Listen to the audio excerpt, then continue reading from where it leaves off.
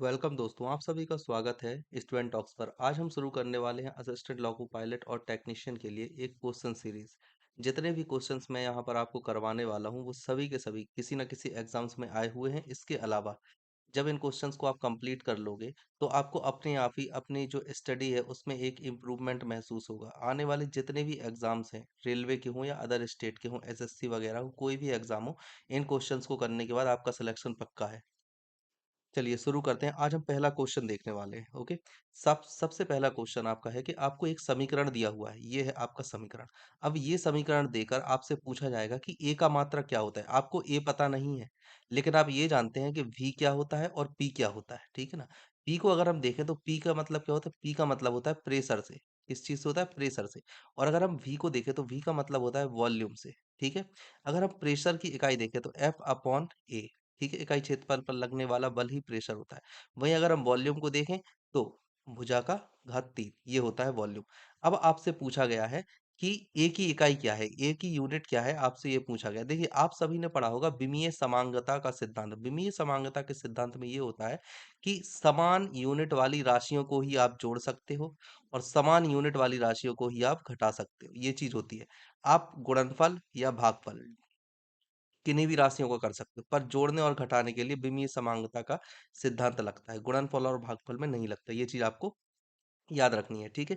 तो यहाँ पर विमीय समांगता के सिद्धांत से यदि हम निकालें तो जो यूनिट होगी पी की और ए अपॉन बी स्क्वायर की बराबर होगी। ठीक है।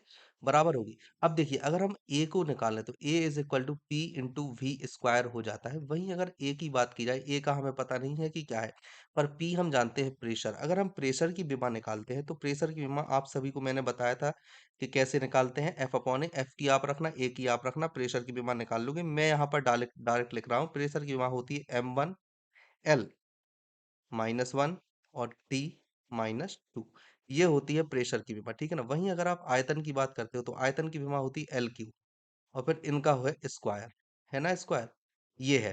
तो अगर आप इसको पूरा सॉल्व सॉल्व करोगे, कंप्लीट सॉल्व करने के बाद आपकी जो विमाएं निकल कर आएंगी वो आएंगी M1L5 और यहाँ से आ जाएगी T⁻²। ठीक है। ये आएगी आपकी निकल कर। ओके। ये निकलने के बाद अगर आप इसको चेंज करो, जैसे एम है, एम को आप किस चीज में लिखोगे? एम बताता है द्रव्यमान को, मतलब कि आपने लिखा ग्राम में। एल आपने लिखा, एल को आप कैसे लिखोगे? सेंटीमीटर में। सेंटीमीटर की पावर 5। और टी को आप कैसे लिखोगे?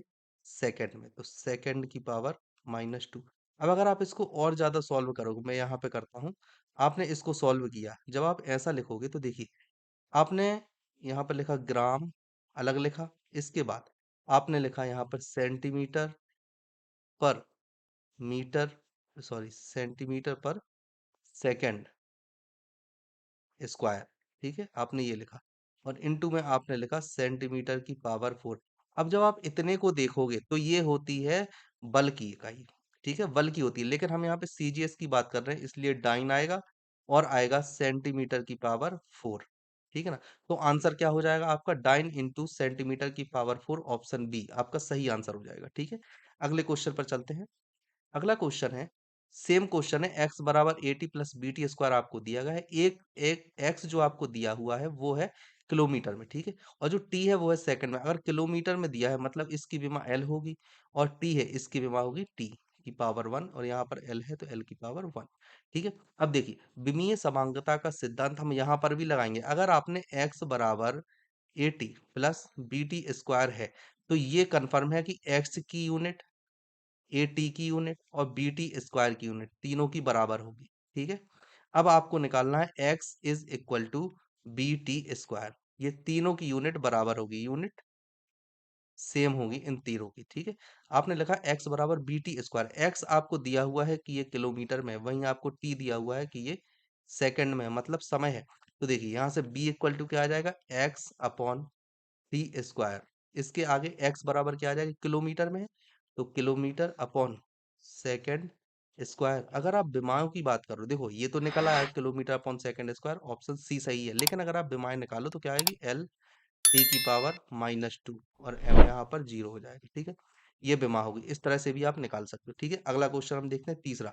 निरपेक्ष विद्युतशीलता का मात्रक क्या होता है? आपको निकालना है कि निरपेक्ष विद्युतशीलता का मात्रक क्या होता है। देखिए, निरपेक्ष विद्युतशीलता मतलब यहाँ पर आपसे जो बात की जा रही है, धारिता की बात की जा रही है। आपको धारिता का फॉर्मूला याद होगा, C बराबर 4 pi epsilon naught into R. जैसे जैसे आप आगे बढ़ोगे आपको चीजें याद हो जाएंगी। देखो, ये ऐसा क्वेश्चन है, मैं इसलिए करवा रहा हूँ क्योंकि अगर डायरेक्ट कोई ऐसा फॉर्मूला आपके सामने आ जाता है वहां एग्जाम में, तो आप इन्हें कर दोगे। ये पहले आए हुए क्वेश्चन है, पीवाई क्यों है ये, तो इसके दोबारा आने के चांसेस हैं, ऐसा नहीं है कि नहीं आएंगे। ठीक है ना।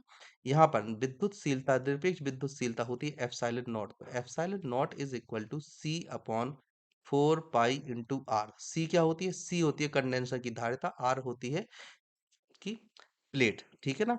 बीच की जो दूरी होती है उसे बोलते हैं, हम आर से रिप्रेजेंट करते हैं।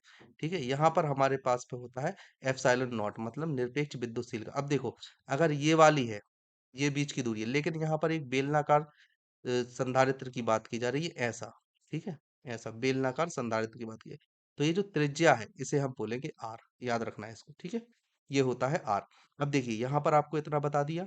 इसके आगे देखिए, सी की इकाई क्या होती है? सी की धारिता, धारिता की इकाई होती है फैरेड। ठीक है, और नीचे है आपके में आर, तो आर की इकाई क्या होती है? आर की इकाई होती है मीटर। ठीक है, आर की इकाई होती है मीटर। तो epsilon equal to epsilon naught की इकाई क्या हो जाएगी? Farad upon metre. क्या है? ऑप्शन बी सही हो जाएगा। ठीक है, फेरड अपॉन मीटर। याद रखना है। अगला क्वेश्चन हम देखते हैं। अगला आपसे पूछा गया स्टीफन नेतांक। आखिर स्टीफन नेतांक क्या होता है? स्टीफन का सूत्र आप ऊष्मा में पढ़ोगे, और स्टीफन का एक नियम होता है प्रॉपर, जैसे हम जब आगे ऊष्मा पढ़ेंगे आपके सिलेबस में भी, अगर हम ऊष्मा पढ़ेंगे तो स्टीफन के नियम में आपको बताऊंगा। यहाँ पर आप फॉर्मूला याद रखो। स्टेफन का नियम का फॉर्मूला होता है क्यू, जो आपको जो आपने ऊष्मा दी है, इधर पर eighty equal to sigma T⁴। ठीक है, ये होता है स्टीफन का नियम। इसे आपको याद रखना है। कभी अगर क्वेश्चन आ जाता है तो आप ऐसे करोगे। अब यहाँ पर आपसे स्टीफन नेतांक मतलब कि सिग्मा को पूछा गया है। सिग्मा एक स्टीफन नेतांक है, इसलिए आपसे पूछा गया। ए क्या है? ए है ऊर्जा। क्या होती है? ऊर्जा, ऊष्मा, जो कि ऊर्जा की ही इकाई है, तो ऊष्मा है। ए क्या होता है? ए होता है इकाई क्षेत्रफल, जिस क्षेत्रफल से ऊष्मा निकल रही है। और टी क्या होता है? टी तो है ही, जो मैंने आपको बता दिया ऑलरेडी, समय। ठीक है, यहाँ पर कैपिटल टी है। कैपिटल टी किस चीज को बताएगा? टेम्परेचर को बताता है। ठीक है ना। तो सिग्मा इज इक्वल टू क्या आ जाएगा? क्यू अपॉन एरिया, समय, और T⁴। अब यहां से आप आसानी से निकाल सकते हो। कैसे निकालोगे? क्यू की इकाई क्या होती है? जूल। एरिया के लिए मीटर स्क्वायर, समय के लिए सेकेंड 1। यहाँ पर टेम्परेचर की इकाई होती केल्विन, तो यहाँ पर 4। अब देखिए, ये किसी चीज से मैच कर रहा है। अगर इसको ऐसे लिखो, joule metre to the power -2, second की -1, और टेम्परेचर के लिए -4। केल्विन होगा यहाँ पर, टी नहीं, यहाँ पर के लिख लेना है ना। केल्विन के लिए -4। ये कौन सी यूनिट, कौन से ऑप्शन के साथ मैच कर रहा है? ऑप्शन बी के साथ में ये चीज मैच कर रही है। ठीक है ना, तो ये हो जाएगा आंसर। अगला क्वेश्चन हम देखते हैं। एसआई पद्धति में पृष्ठ तनाव का मात्रक कितना होता है? एसआई पद्धति, पृष्ठ तनाव, ये बहुत आसान क्वेश्चन है। पृष्ठ तनाव के लिए हमने क्या पढ़ा था? F/L। ये होता है पृष्ठ तनाव। क्या होता है? ये होता है पृष्ठ तनाव। F/L से रिप्रेजेंट करते हैं। इकाई लंबाई पर लगने वाले बल को पृष्ठ तनाव बोलते हैं। बल का मात्रक क्या होता है? बल का मात्रक होता है न्यूटन, और लंबाई का मात्रक क्या होता है? मीटर। तो क्या हो जाएगा आंसर? न्यूटन पर मीटर, या इसी चीज को हम कैसे बोलेंगे? डाइन पर सेंटीमीटर। एक न्यूटन में कितने डाइन होते हैं? 10⁵5 डाइन होते हैं। कितने होते हैं? एक न्यूटन में होते हैं 10⁵5 डाइन। ठीक है, ये चीज आपको याद रखनी है। क्या है आंसर आपका? डाइन पर सेंटीमीटर। ऑप्शन सी सही है। अगला क्वेश्चन। अगला है, गुरुत्वीय नियतांक की इकाई क्या होती है? गुरुत्वीय नियतांक थ्योरी में हम लोग ये चीज डिस्कस कर चुके हैं। गुरुत्वीय नियतांक का सबसे पहले आपको फॉर्मूला होना चाहिए। देखिए, गुरुत्वीय नियतांक का मतलब ये होता है, जैसे मान लीजिए एक पिंड ये है और दूसरा पिंड ये है। इसका द्रव्यमान है m1, ब्रह्मांड में है ये दोनों, इसका द्रव्यमान है m2। इनके बीच की दूरी r है। तो इनके बीच में जो फोर्स लगेगा, F इज इक्वल टू, वो होगा m1 m2 अपॉन r² के समानुपाती। ठीक है ना। तो जब हम इस समानुपाती को रिप्लेस करेंगे तो आ जाता है g। इसे हम बोलते हैं गुरुत्वीय नियतांक। ठीक है, तो यहां से क्या फॉर्मूला आया आपका? F is equal to G m1 m2 upon r²। तो g की वैल्यू क्या आ जाएगी? F अपॉन m1 m2, और यहाँ पर इंटू में आएगा r²। अब यहाँ पर आपसे पूछा गया है इकाई के लिए, तो एफ की इकाई क्या होती है? एफ की इकाई होती है न्यूटन। आर के लिए आप किस चीज का उपयोग करेंगे? Metre square. यहाँ पर द्रव्यमान दिया है, द्रव्यमान के लिए किलोग्राम, और एक और द्रव्यमान तो किलोग्राम। तो यूनिट वास्तव में क्या आ जाएगी? न्यूटन मीटर स्क्वायर किलोग्राम का पावर -2, ये होगी इकाई। ठीक है, आपका कौन सा ऑप्शन आ जाएगा? ऑप्शन सी सही है। ओके, अगला क्वेश्चन हम देखते हैं, क्वेश्चन नंबर 8। अब देखिए क्वेश्चन नंबर 8 हम देखने वाले हैं, और क्वेश्चन नंबर 7 हम देखने वाले हैं, सार्वत्रिक गैस नियतांक आर। देखिए सबसे पहले तो अगर आप सार्वत्रिक गैस नियतांक निकाल रहे हो तो आपको फॉर्मूला पता होना चाहिए, जो आई थिंक कि आप सभी को पता होगा। जो गैस का समीकरण होता है, PV is equal to N R T से रिप्रेजेंट करते हैं। टी होता है आपका टेम्परेचर, आर होता है आपका कांस्टेंट, इसे ही हम बोलते हैं सार्वत्रिक गैस नियतांक। एन होता है मात्रा, जिसे हम मोल में रिप्रेजेंट करते हैं। वी होता है आयतन, जो गैस घेर रही है वो वाला आयतन। और पी क्या होता है? गैस के द्वारा जो प्रेशर डाला जाता है, ठीक है, उसे हम बोलते हैं पी से। ये सब अलग अलग वैल्यू हैं जो आपको याद रखनी है। अब यहाँ पर आपसे आर के बारे में पूछा गया है, तो आर निकालने के लिए PV is equal to N T, ये आपसे पूछा। आपसे यूनिट पूछिए, पी की यूनिट क्या होती है? आप सभी को पता है क्या कि पी की यूनिट क्या होती है? पी के लिए आप क्या लिखोगे? एम, विमीय सूत्र दाब का एम, एल -1 टी की पावर -2, ये होता है। ठीक है, इसके बाद जो आपके पास दी हुई है आयतन, आयतन के लिए कितना लिखोगे? L Q. ठीक है, अब आपको दिया है एन, एन मतलब मोल, मोल के लिए आप मोल ही लिखोगे। और टी, टी के लिए आप क्या लिखोगे? टी होता है टेम्परेचर, मतलब केल्विन में। अब जब आप इसको पूरा सॉल्व करोगे तो आपका आएगा M1 L2 T-2 K-1 मोल -1, ये निकल कर आया आपका एक विमीय सूत्र। लेकिन अगर आप इस वाले विमीय सूत्र को देखो, आप इतना बस देखो इन तीन चीजों को, मतलब आपको पता होगा, चूंकि M1 L2 और T-2 ये किस चीज का फॉर्मूला होता है? अगर आप इसे ठीक से देखोगे तो ये आपका ऊर्जा का फॉर्मूला था। मतलब ये होता है किस चीज का? कार्य का। किस चीज का होता है? ये होता है कार्य का। M M A F is equal to M A, W is equal to F into D. ठीक है ना, अगर आप यहां से निकालो कार्य का, W is equal to F into D, और एफ का कितना होता है? M A into D. यहां से जब आप निकालोगे तो M L2 T-2 आ गया ना। तो ये कार्य का ही मात्रक है। अब ये कार्य का मात्रक है, तो इसके पूरे की जगह पर आप लिखोगे joule, kelvin to the power -1, और मोल की पावर -1। अब देखो, आपको सीधा सीधा या तो पता हो प्रेशर है, आप यहाँ सीधा भी लिख सकते हो कि न्यूटन, न्यूटन अपॉन क्षेत्रफल आप लिख लोगे, उससे भी आप निकाल लोगे। लेकिन आपको विमीय सूत्र निकालना पड़ेगा, तभी आप निकाल पाओगे, वरना नहीं निकाल पाओगे। तो आपका ऑप्शन क्या हो जाएगा? Joule, kelvin inverse, mole inverse किसमें है? Option C. ठीक है, अब हम अगला क्वेश्चन देखते हैं। अगला क्वेश्चन आपसे पूछा गया है, यदि एक्स तथा वाई क्रम से धारिता और चुंबकीय क्षेत्र को दर्शाते हैं, मतलब ये है आपका एक्स जो कि धारिता को दर्शा रहा है, और जेड दर्शा रहा है चुंबकीय क्षेत्र को, ये है। ठीक है, चुंबकीय क्षेत्र को दर्शाते हैं। तो एम के एस पद्धति में आपको निकालना है मीटर, किलोग्राम, और सेकंड पद्धति में वाई की विमा क्या होगी, ये आपको निकालना है। जबकि एक्स, वाई और जेड के बीच में आपको एक संबंध दिया हुआ है। देखिए एक्स बराबर आपको दिया है 3y z²।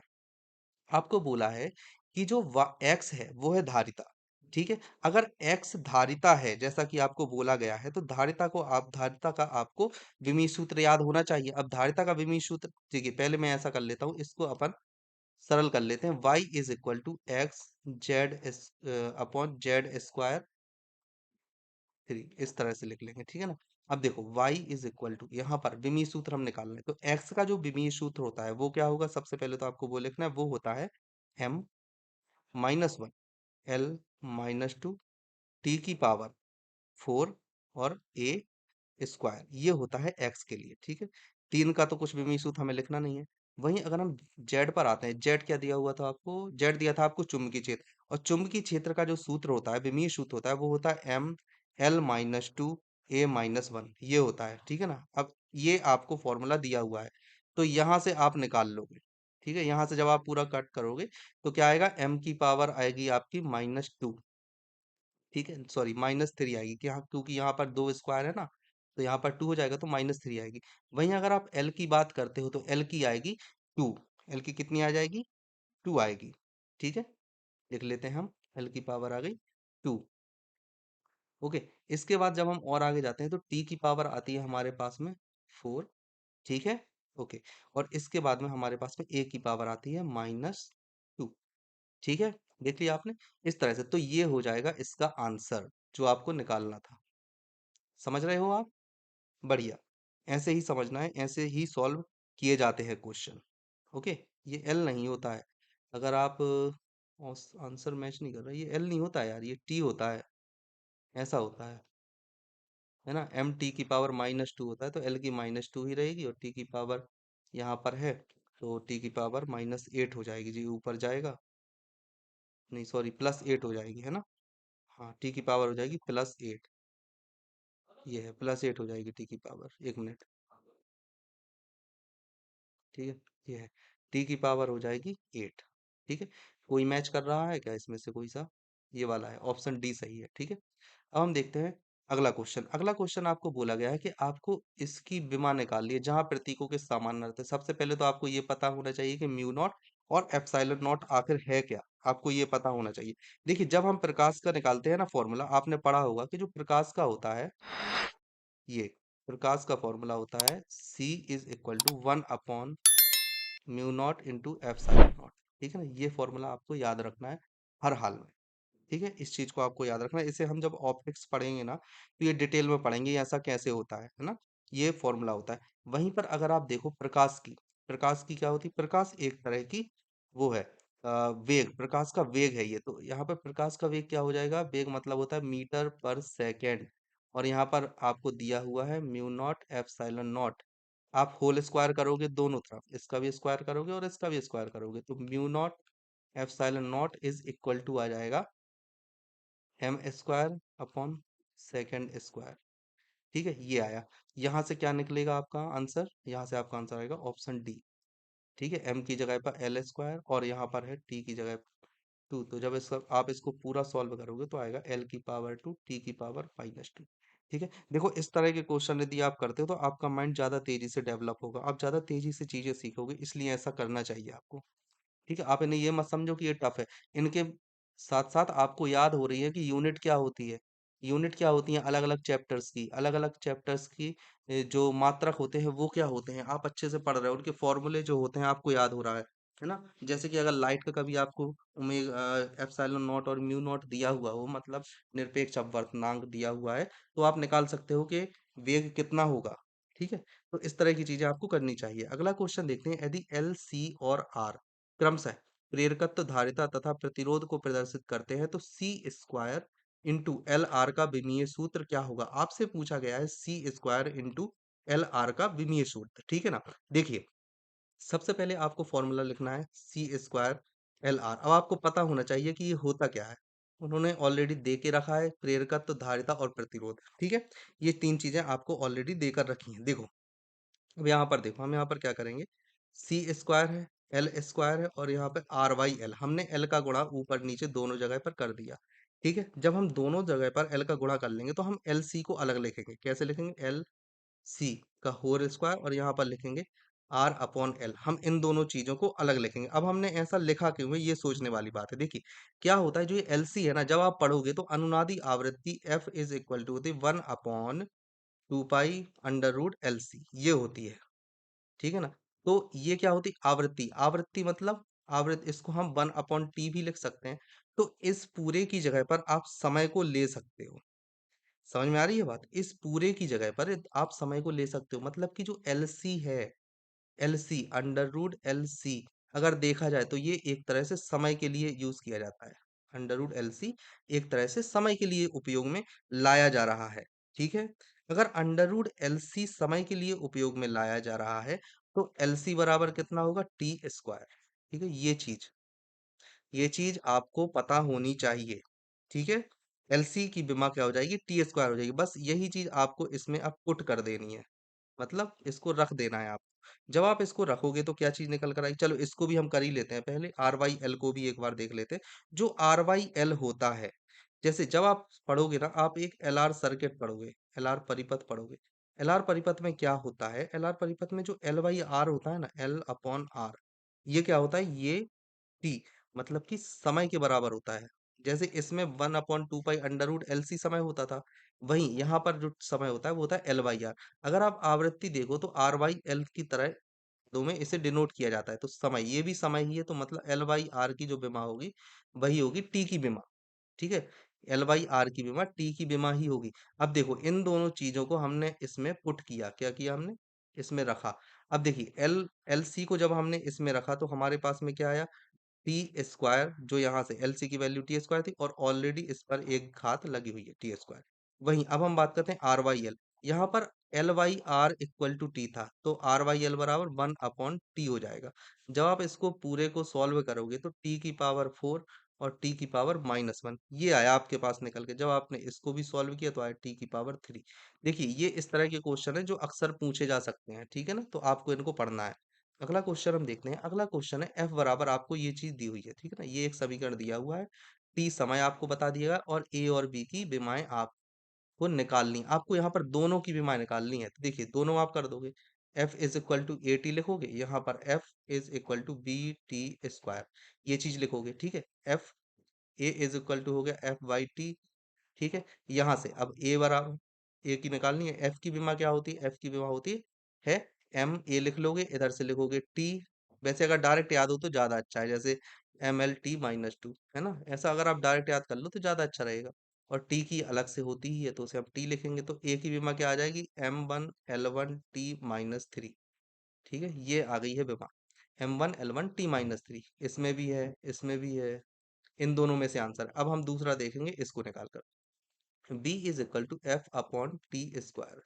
अब देखो F की विमा क्या है, F की विमा है ML T-2, और यहाँ पे टी स्क्वायर है ही क्योंकि ये सेकंड है, तो B इज इक्वल टू आ जाएगा ML T⁻⁻4।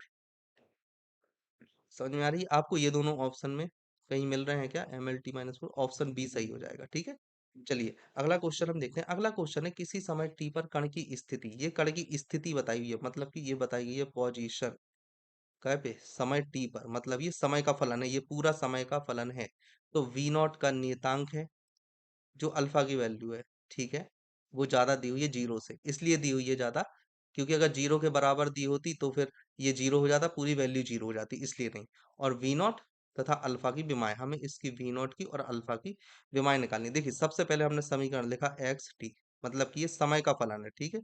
अल्फा हो गया, यहाँ से हो गया 1 - e⁻⁻⁴ ठीक है, ये चीज आपको दी हुई है, ठीक है। अब देखिए अब हमें आगे बढ़ना है और हम इसमें एक चीज ध्यान रखेंगे कि जो विमीय समांगता का सिद्धांत है, विमीय समांगता के सिद्धांत को अगर हम मानते हैं तो विमीय समांगता के सिद्धांत के अनुसार जो आपका अल्फा टी दिया हुआ है, ये वाला जो आपको अल्फा टी है, यहाँ पर दिया हुआ है अल्फा टी, है ना, तो जो अल्फा टी दी हुई है वो एक विमाहीन राशि होगी, क्योंकि ठीक है, वो एक विमाहीन राशि है विमीय समांगता के सिद्धांत से, जो अल्फा टी है, क्योंकि इसकी राशि और इसकी राशि इक्वल होनी चाहिए। अब ये अगर इसमें आप कोई राशि दे दोगे तो ये चेंज हो जाएगी। तो विमीय समांगता के सिद्धांत से जो एक्स टी की राशि है वो V0/अल्फा के बराबर होनी चाहिए। इतना क्लियर है, एक्स की जो है विमीय समांगता के सिद्धांत से एक्स टी की जो राशि होगी वो V0/अल्फा के बराबर होगी। एक्स टी की यूनिट U1 और इसकी यूनिट जो होगी U2, ये दोनों बराबर होंगे, ठीक है ना। तो जो आपको याद रखना कि जो अल्फा टी है ना वो है एक विमाहीन राशि। कैसी है, ये एक विमाहीन राशि है, ये चीज आपको याद रखना है सबसे पहले, ठीक है, जो कि आप याद रख लोगे, मुझे पूरा भरोसा है। अब देखिए अल्फा टी विमाहीन राशि है, तो अल्फा की राशि क्या हो जाएगी, alpha is equal to 1/T, ठीक है, मान लिया आपने, ओके। तो यहाँ पर 1/T, टी समय के लिए रिप्रेजेंट किया जाता है 1, तो अल्फा की तो डायरेक्ट आ जाएगी T⁻⁻1, ठीक है। समझ में आ गई आपको बात, है ना। देखो अल्फा एक विमाहीन राशि है, अगर अल्फा टी विमाहीन राशि है और टी समय है, वैसे भी आप निकाल सकते हो, अगर टी समय है तो जरूरी है कि ये 1/T हो।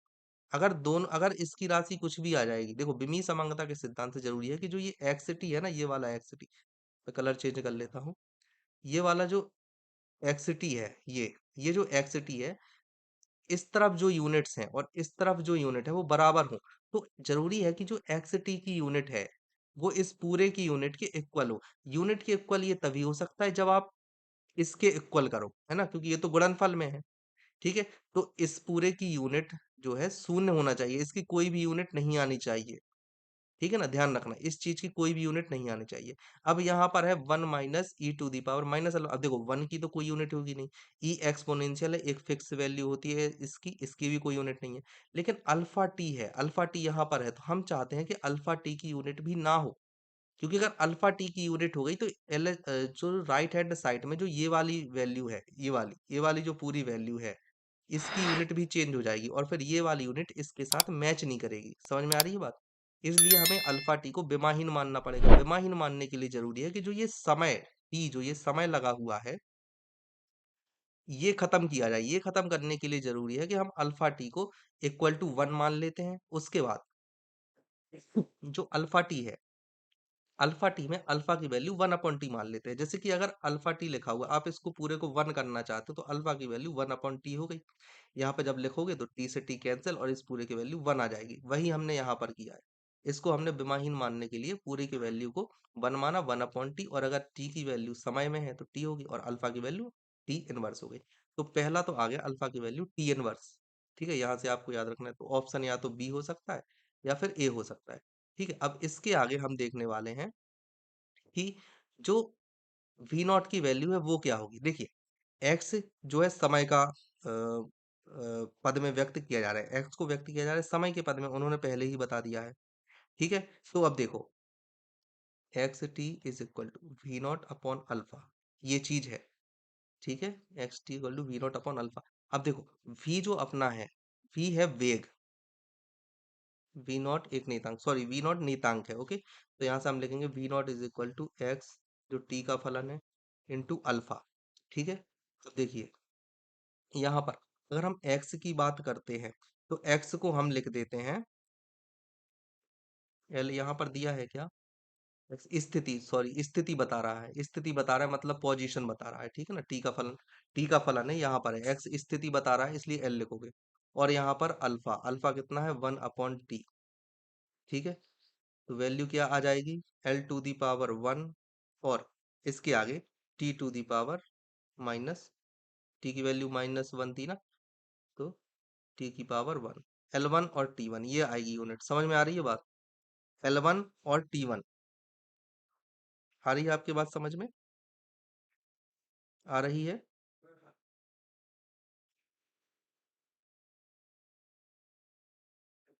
ओके, इस तरह से हम लिखते हैं इसको।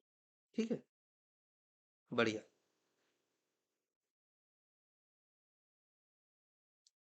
आई होप कि आप सभी को ये क्वेश्चन भी समझ में आ गया होगा। तो अब हम आगे बढ़ेंगे। टी की पावर -1 है, L1 टी की पावर -1। अगला क्वेश्चन हम देखते हैं। अगला क्वेश्चन है, सूत्र आपको दिया गया है बल, बल बराबर यहाँ पर x दिया हुआ है और घनत्व दिया हुआ है। देखिए यहाँ पर F बराबर आपको दिया है x और घनत्व दिया है आपको, अगर हम d से रिप्रेजेंट कर लें तो इसकी हमें निकालनी है। इसकी हमें पता है न्यूटन से रिप्रेजेंट करते हैं, घनत्व का होता है द्रव्यमान बटे आयतन, द्रव्यमान बटे आयतन से निकालते हैं। तो x क्या हो जाएगा F डी, एफ में क्या होता है एम ए द्रव्यमान गुणित त्वरण, और घनत्व में क्या होता है द्रव्यमान बटे आयतन। बहुत आसान हो गया ये तो। एक्स की विमाएं क्या हो जाएंगी, एम के लिए द्रव्यमान के लिए एम इस्तेमाल करो, त्वरण की विमा होगा एल टी -2 होती है, फिर यहाँ पर आ गया द्रव्यमान के लिए एम इस्तेमाल करो, और आयतन की विमा होती है एल क्यू। ठीक है, यहाँ से आप निकाल लो, यहाँ से क्या आ जाएगा m2l -2 टी की पावर -2। ठीक है ना, इस तरह से। तो आंसर कोई इसमें मैच कर रहा है? बताइए, आंसर ऑप्शन सी सही हो जाएगा। ठीक है, ऑप्शन सी इसमें मैच कर रहा है। देखिए अगला क्वेश्चन अब हम देखेंगे। अगला क्वेश्चन है क्वेश्चन नंबर, देखिए यहाँ पर बोला गया है कि एक समय, इकाई समय में एक्स अक्ष के लंबवत, ये है एक्स और ये है वाई, तो ये है एक्स, ये है एक्स अक्ष और ये है वाई अक्ष। ठीक है ना, तो एक्स अक्ष के लंबवत एकांक क्षेत्रफल से गुजरने वाले कण की संख्या, संख्या दी हुई है n। ठीक है, इतनी है, इसके द्वारा दिखाई जाती है। यहाँ n1 और n2 क्रमशः x2 एवं x1 स्थिति में प्रति इकाई आयतन में स्थित कणों की संख्या, ये भी संख्या है n1 और n2, और ये x1 और x2 स्थितियां दी हुई हैं उसकी। ठीक है ना, आयतन में स्थित x1 और x2 आयतन में स्थित कणों की संख्या है, ये कणों की संख्या है। ठीक है, x1 और x2 प्रति इकाई आयतन में स्थित कणों की संख्या। ठीक है, ये आयतन दिया हुआ है। अब तब विसरण गुणांक d का विमी सूत्र क्या होगा? देखिए बहुत आसान है। ठीक है, यहाँ पर उसने सब कुछ आपको ऑलरेडी दे दिया है, कुछ भी निकालने के लिए उसने छोड़ा ही नहीं है कि आप लोग कुछ भी निकालो।